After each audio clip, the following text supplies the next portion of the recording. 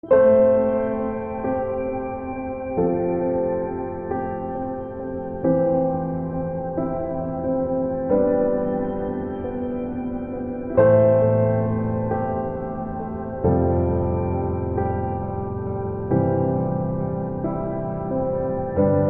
hay que pensar dos cosas, y es que para el cristianismo Jesús es el mensaje, pero eso se vuelve muy etéreo, porque hablar de que Jesús es el mensaje, eso pasa por la historia de los dogmas, la historia de las doctrinas, la historia de las teologías, de las iglesias, y entonces estamos viendo a un Jesús que va siendo transformado a través de la historia, muchas veces domesticado, muchas veces imperializado, un Jesús disfrazado, y se confunde mucho, se confunde el mensaje de Jesús, por ejemplo, con el Imperio Romano, cuando en el siglo IV Constantino cristianizó el imperio, o mejor dicho, imperializó el cristianismo como una estrategia política, logró que ese Jesús rebelde, originario, que fue muerto por una causa muy clara que está en Lucas 23:2,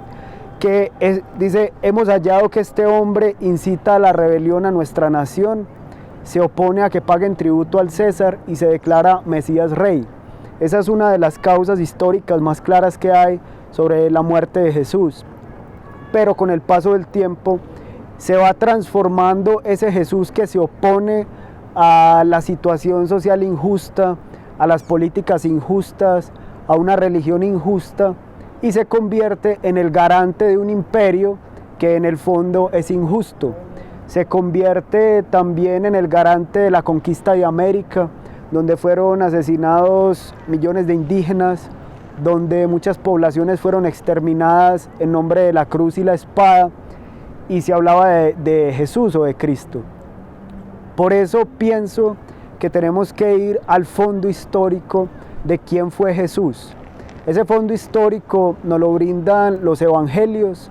Hay muchos evangelios, pero dicen los estudiosos que los evangelios que nos arrojan los mejores datos son los evangelios canónicos, los que están en el Nuevo Testamento: Mateo, Marcos, Lucas y Juan. Y aún así habría que saber entender esos evangelios, porque esos evangelios no fueron escritos a manera de biografía tal como la conocemos ahora. No es el resultado de la investigación francesa del siglo XIX, sino que son escritos medianamente novelados, que tienen cierta estructura de la retórica romana y que están escritos con la intención de comunicar ya lo que significaba el Jesús resucitado para las comunidades. Por eso vamos a encontrar en los evangelios una mezcla del Jesús histórico con el Jesús resucitado que las comunidades experimentan, especialmente en Juan. La historia del Evangelio de Juan es la historia de Jesús, pero también es la historia de lo que las comunidades vivenciaron alrededor de los años 70, 80 y 90, que es finalmente cuando se escribe el Evangelio. Entonces, entramos en esa mezcla.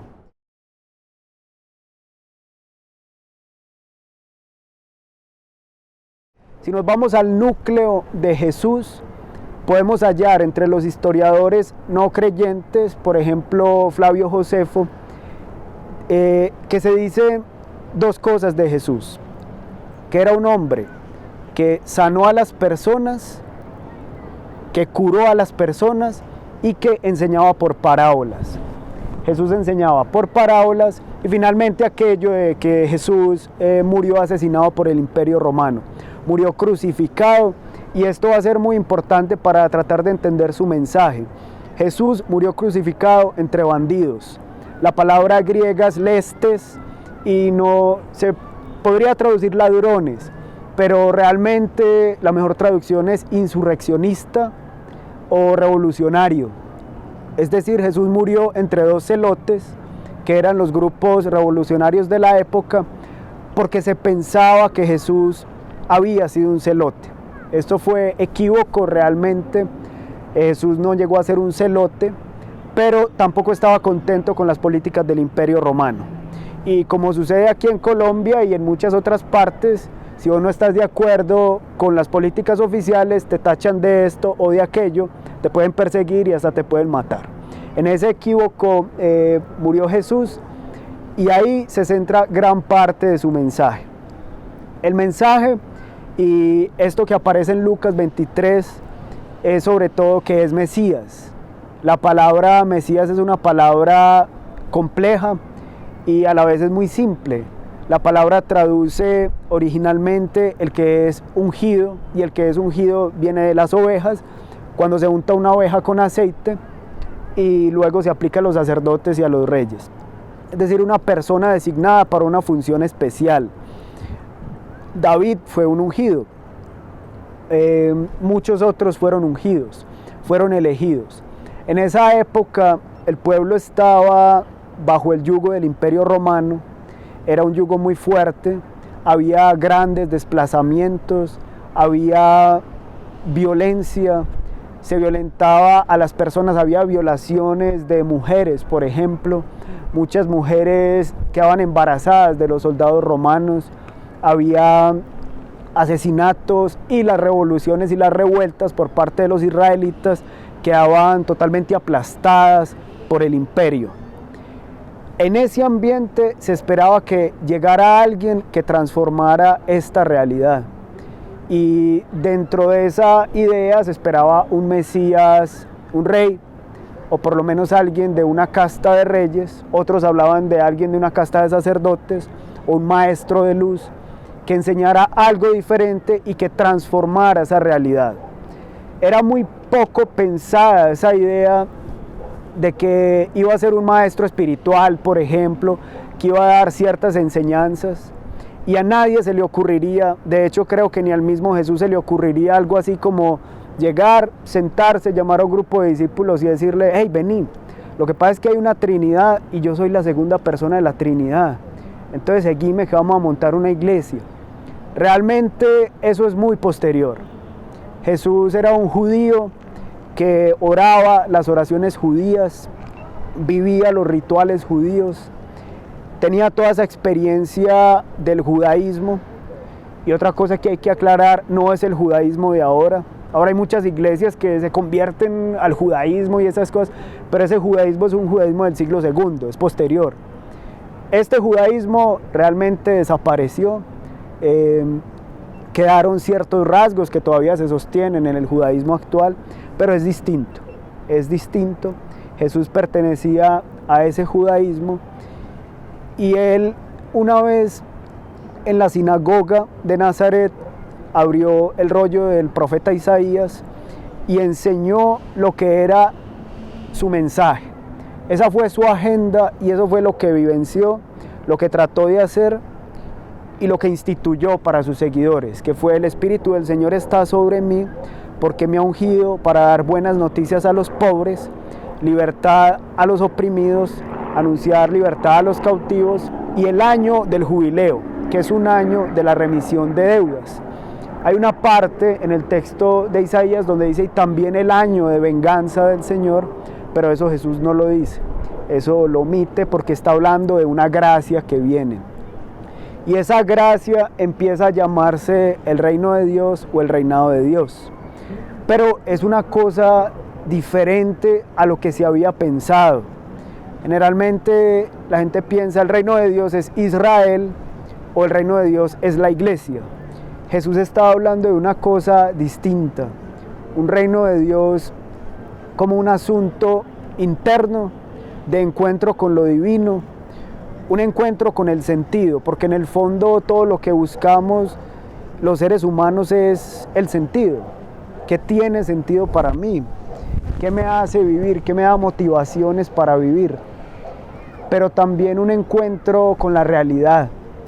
Es decir, no divorciar el sentido último, la preocupación última, no divorciarla de la realidad personal, familiar, social, política incluso, sino cómo integramos todo eso, cómo hacemos que ese reino de Dios lo viva yo, lo experimente, pero también se relacione, que no solamente sea vertical, sino también horizontal.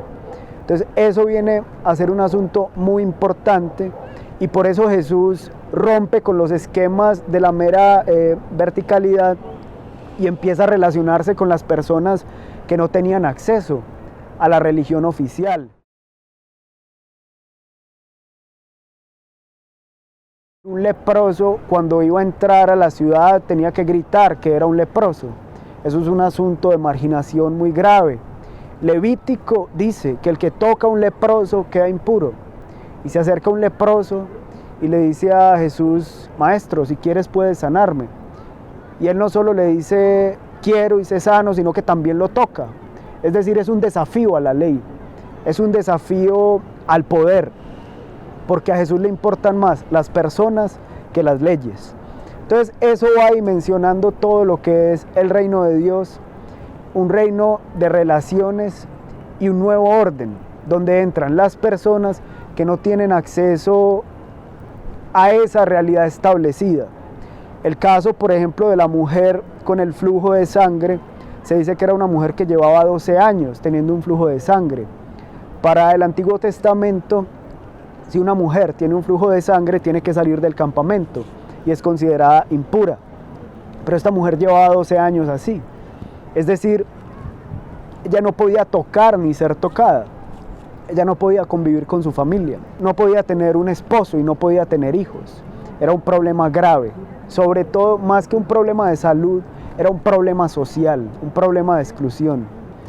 Jesús está sanando a una niña que también tiene 12 años, la resucita, como es devolverla a la vida, en el momento en que la niña va a ser mujer, tiende a morir, Jesús la llama a la vida, pero cuando va a llamar a la niña, siente que alguien lo toca, y ese alguien que lo toca es la mujer, que lleva 12 años excluida, y él dice: ¿quién me tocó? La mujer, muy temerosa, le dice: fui yo, y Jesús no la recrimina, sino que le dice: tu fe te ha sanado. Y esa sanación no solamente es una sanación de una enfermedad, sino que es una sanación social. Es decir, esta persona excluida, que no tenía acceso a nuestra comunidad, ahora puede ser tocada y puede tocar. Ahora es bienvenida, ahora hace parte de nuestro grupo. De modo que Jesús va formando un grupo que, según los sociólogos de la religión, se llama el movimiento de Jesús. Todavía no era iglesia, sino que era un grupo de gente marginada, un grupo de gente que no tenía acceso por diferentes motivos a la religión oficial, y Jesús los va convocando en torno a sí.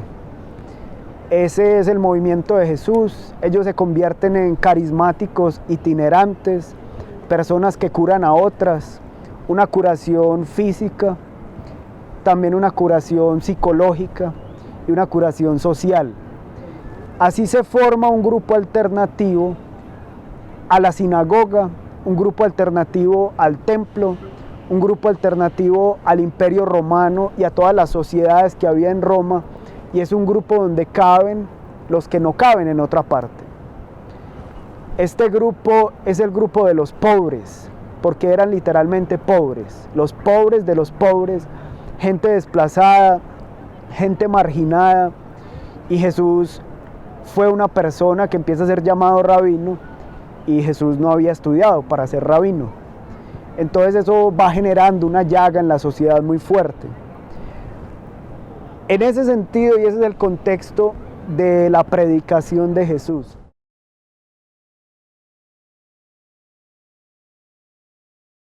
La predicación de Jesús podríamos llamarla el reino de Dios, y el reino de Dios podríamos decir con el teólogo John Sobrino que el reino de Dios es la voluntad de Dios para este mundo. No es la voluntad para un futuro, ni es algo que ocurra cuando yo me muera solamente, sino que es algo que empieza a ocurrir aquí, se empieza a materializar aquí y empieza a tener señales aquí. Es decir, eso que describimos, pintamos, soñamos, cantamos como una utopía, como algo que nos da sentido, algo que nos da esperanza, eso se empieza a vivir aquí y se empieza a hacer realidad aquí, dentro de esto de lo sencillo. Algo muy importante, además de las sanaciones, son los banquetes, las comidas. Jesús come con prostitutas, Jesús come con pecadores, Jesús come con recaudadores de impuestos, con personas no gratas, con personas no deseadas. La gente se horroriza, la gente se pregunta, pero ¿cómo este tipo puede hacer esto? Además de que come mucho y bebe mucho, y estamos hablando de vino, que decían Juan Bautista, ni come ni bebe, pero este tipo es un bebedor y un comilón, y el tipo está generando algo que produce una llaga para nosotros. Esa llaga es, lo que es la llaga para los grupos de poder viene a ser el bálsamo o la sanación para las personas que no han tenido acceso a eso, para las personas que han sentido que Dios no los escucha, para las personas que han sentido que el otro no los entiende, que no hay sentido. El asunto, por ejemplo, de los demonios, que está muy relacionado con profundas depresiones, con falta de sentido, también es eso. Hey, perteneces ahora a una comunidad, perteneces ahora a una familia y ahora sos un hijo y una hija de Dios. Eso era, los israelitas, pues los hebreos hablaban de que Dios era Padre, pero de algún modo es novedoso porque cualquier persona puede sentirse hijo e hija de Dios. Ahí tendríamos pues los banquetes donde las personas empiezan a ser parte de esa celebración, y una celebración que rompe con las barreras de exclusión y forma una nueva comunidad. El asunto de la predicación de Jesús son parábolas y son imágenes de la naturaleza. A Jesús en ese sentido se le puede ubicar como uno de esos grandes narradores de historias de Medio Oriente.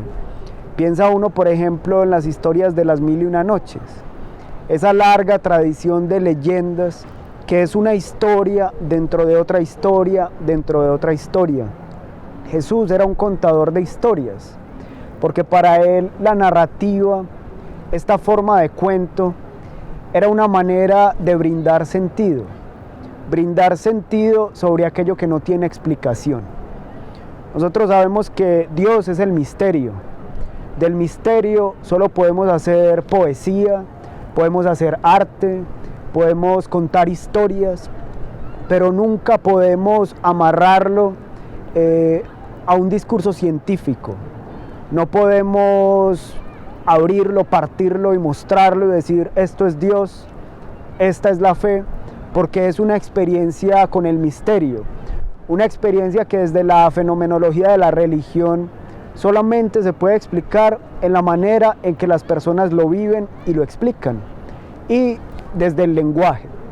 Si vemos lo que es el misterio para Jesús, están las parábolas, y ese misterio es lo que brota, lo que nace, las semillas que se tiran, el misterio incluso de que algunas no crezcan, el misterio de que algunas aves se las coman, el misterio de la buena tierra, el misterio de una semilla muy pequeña que se convierte en un árbol muy grande, el misterio del agua que corre, de la roca, de la arena, como también el misterio de un padre que le perdona todo a su hijo cuando su hijo lo ha botado todo, ha destrozado su vida, el misterio de una mujer que encuentra una moneda y está feliz por ello, y otro tipo de misterios, de asuntos y escatológicos, por ejemplo la parábola de las 10 vírgenes o cosas por el estilo. Son formas de contar aquello que es incontable, son formas de explicar, de vivir y de invitar a los otros a que lo vivan en esa experiencia de la narración. Se sabe que no había explicación para esas parábolas, se sabe que las explicaciones fueron posteriores y que fueron explicaciones medianamente alegóricas, pero eso es precisamente el reino de lo que brota, de lo que nace, que es como nace la espiritualidad en nosotros, que es como nace la fe en nosotros. Lo que le dijo Jesús a Nicodemo es que los que son nacidos del Espíritu vienen del Espíritu y no lo pueden explicar carnalmente. Ese tipo de cosas tampoco se puede explicar científicamente y tampoco se puede ni afirmar ni negar. Es la experiencia de cada quien, pero el gran logro de Jesús fue llamar y convocar a personas que vivían esa experiencia y hacer de ellas una comunidad. Ahí estaríamos hablando de ese reino de Dios que es inclusivo, que es sanador y que también está lleno de narraciones bellas, de relatos de Oriente bien construidos, que invitan sobre todo al brotar de la vida y al nacimiento, y siempre al nuevo nacimiento, al renovarse y al encuentro con el sentido.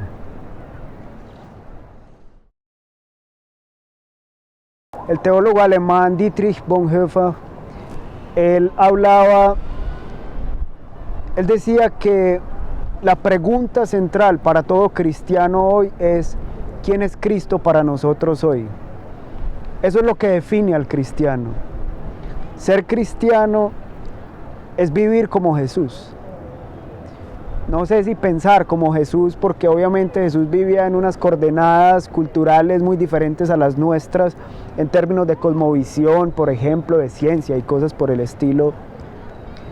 Pero la vida de Jesús y el compromiso de Jesús, las opciones de Jesús, para mí es clara la opción de Jesús por los pobres. Esa fue su opción radical, su llamamiento radical, no porque excluyera a los ricos, sino porque siempre que llegamos a algún lugar entramos por la puerta grande y buscamos a los ricos y las grandes influencias y dejamos afuera a los pobres. Pero Jesús entra por la puerta de atrás y empieza a rodearse de este tipo de personas.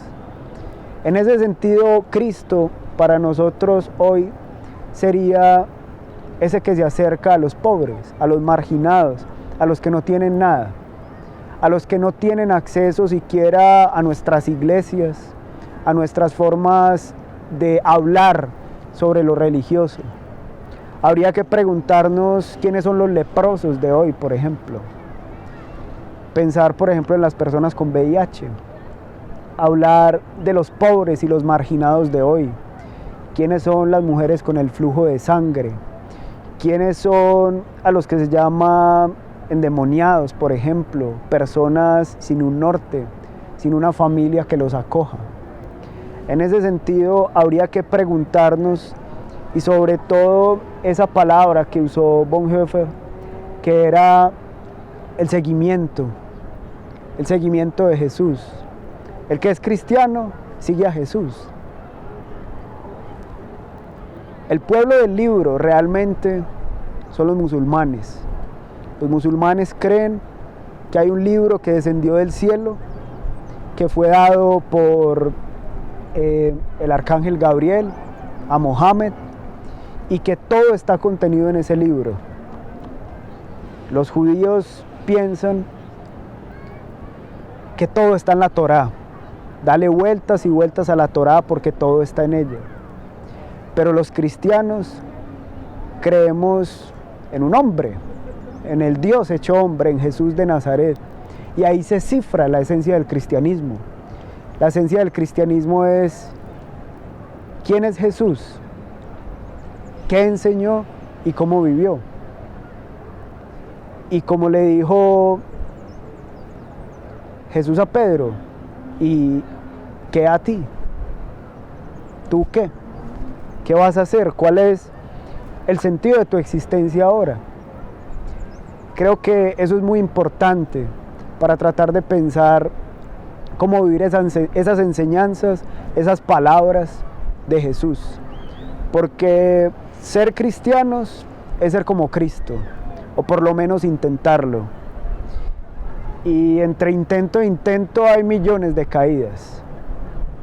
Para eso está la misma gracia de ese Jesús que acogió a los que siempre tropezaban.